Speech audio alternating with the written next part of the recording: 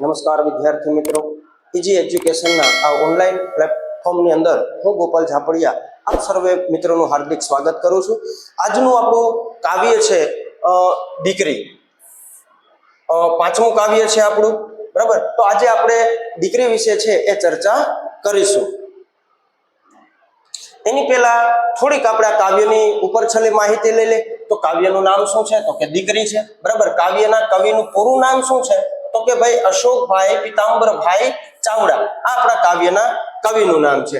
આ બે દિલ છે, બે દિલ, આ અશોકભાઈનું શું નામ છે તો કે ઉપનામ છે। શું છે તો કે ઉપનામ છે। આપણા કાવ્યનો સાહિત્ય પ્રકાર શું છે તો કે ગઝલ છે। શું છે તો કે ગઝલ છે, એ આપણા કાવ્યનો સાહિત્ય પ્રકાર છે। અને શેમાંથી લેવામાં આવ્યું છે તો કે પગરવના તળાવમાંથી આ દીકરી કાવ્ય છે એ લેવામાં આવ્યું છે। જોઈએ આપણે કાવ્યની સમજૂતી, તો એની પહેલા થોડો આપણે કવિ પરિચય લઈ લઈએ।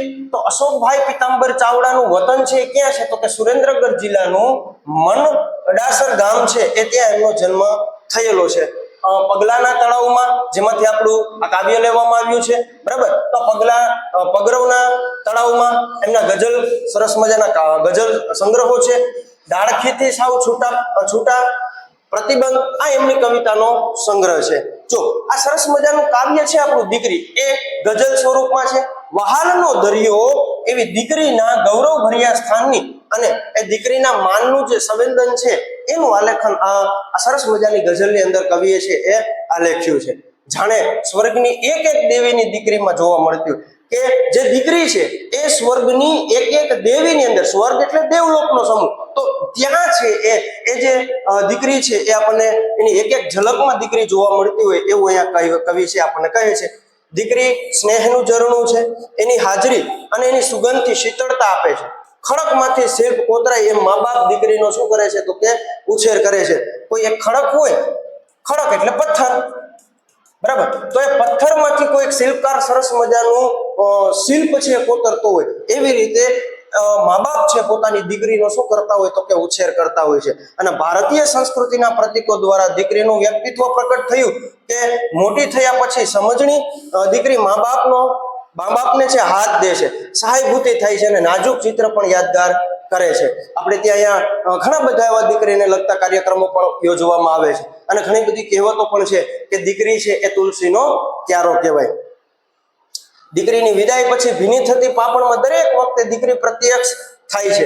એક દીકરીની જ્યારે વિદાય થતી હોય ત્યારે ગમે એવો મરદ મૂછાળો માણસ હોય, ગમે એવો કઠણ માણસ હોય, છતાં પણ જ્યારે એક બાપની દીકરી છે 20 વર્ષ એના આંગણામાં રમી હોય, એના પાદરમાં રમી હોય, વડલા નીચે રમી હોય, એ દીકરી જ્યારે છે સાસરે જતી હોય ત્યારે એ બાપના મૂછે લીંબુ લટકે એવી મૂછો હોય, છતાં પણ એ બાપ છે સોધાર આંસુ એ છે એ શું હોય તો કે રડતો હોય છે। તો વિદાય પછી ભીની થતી પાપણમાં દરેક વખતે દીકરીનું પ્રત્યક્ષ થાય છે।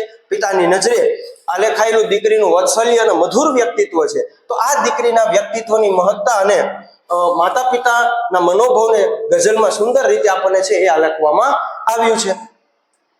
આમ જોવા જઈએ ને તો આપણે દીકરી વિશે જેટલું કહીએ એટલું છે એ ખૂટે છે। કોઈ પણ ઘર હોય, બરાબર, એ ઘરની અંદર આપણે એવું કહી છીએ કે દીકરીનો જન્મ થાય તો એક બાપનું છે ભાગ્ય ખુલી જતું હોય। નસીબદાર જે પુરુષ હોય એના ઘરે છે શું હોય તો કે દીકરીનો જન્મ થતો હોય। એટલા માટે જ આપણે દીકરીના જન્મ વખતે શું કહીએ છીએ તો કે અમારા ઘરે છે લક્ષ્મીજી પધાર્યા છે। કોણ પધાર્યું છે તો કે લક્ષ્મીજી પધાર્યા છે। સરસ મજાનું આપણે કાવ્યની સમજૂતી લઈએ કે સ્વર્ગની એક એક દેવીની ઝલકમાં છે દીકરી, છે સુખડ ચંદન ને કુમકુમના તિલકમાં છે દીકરી। કે સ્વર્ગની એક એક દેવીમાં, એટલે કે જે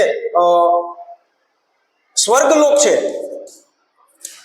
આ સ્વર્ગલોકની એક એક દેવી, કે સ્વર્ગલોકની અંદર જે દેવીઓનો સમૂહ છે, તો આ એક એક દેવીઓમાં આપણને કોની ઝલક દેખાય છે તો કે દીકરીની છે એ ઝલક દેખાય છે। દીકરી સુખડ ચંદનની સુગંધ, માનો કે સૂકું જે ચંદન છે એ સૂકા ચંદનનું જે લાકડું છે એ લાકડાની જે સુગંધ ચારે બાજુ પ્રસરી જાય છે, એમ દીકરી જો ઘરમાં હોય તો એની સુગંધ છે ચારે બાજુ પ્રસરી જતી હોય છે।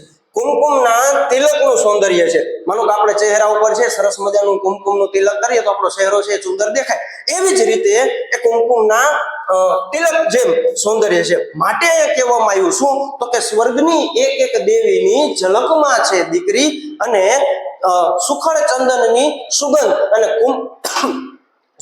કુમકુમના તિલકના સૌંદર્યમાં છે દીકરી. સ્નેહનું ઝરણું ફૂટે એનું જ આ પરિણામ છે, કોતરે છે કોઈ વર્ષોથી ખડકમાં દીકરી. શું કહે છે કે સ્નેહનું ઝરણું ફૂટે એનું જ આ પરિણામ એટલે કે ફળ છે, અને જાણે કોઈ વર્ષોથી ખડકમાંથી દીકરીનું શિલ્પ કોતરતું હોય છે.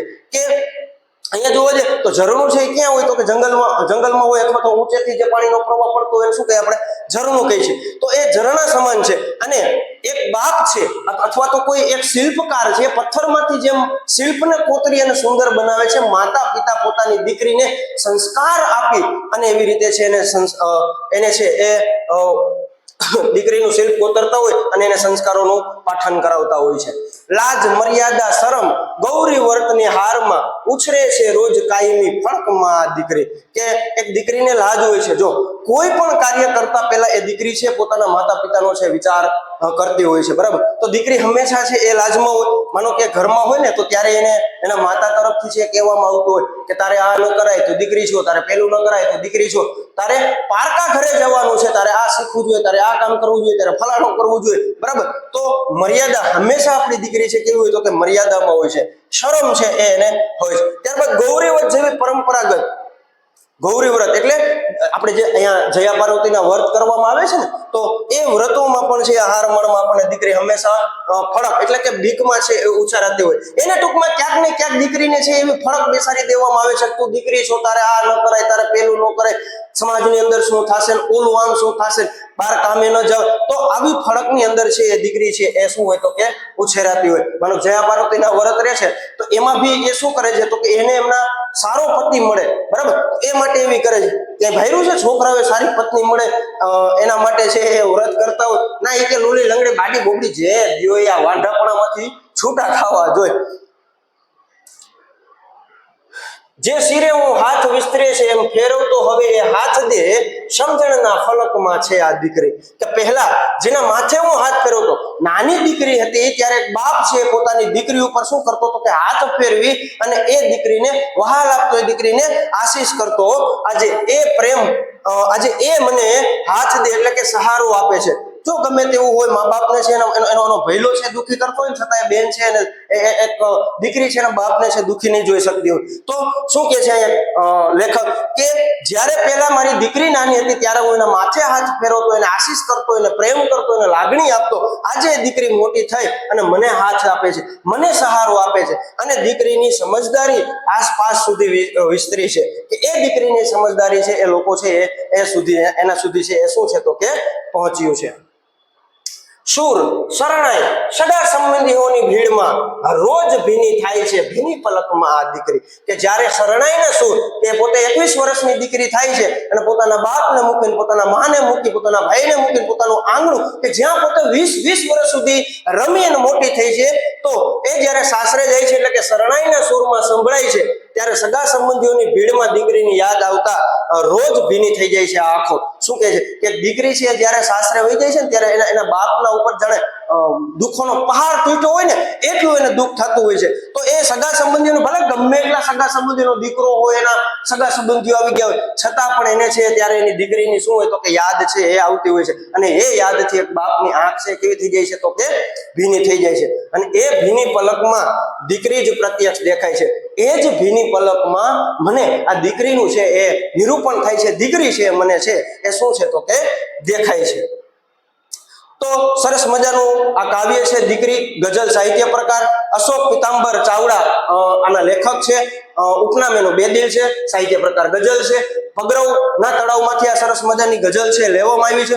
આશા રાખું છું વિદ્યાર્થી મિત્રો આપ સર્વને આ કાવ્ય છે સરળતાથી સમજાઈ ગયો છે. તો એક બધા વિદ્યાર્થી મિત્રો એક આ વિડીયોને લાઈક અને શેર કરવાનું અને સબસ્ક્રાઇબ કરવાનું ભૂલતા નહીં. અસ્તુ. જય હિન્દ, જય ભારત.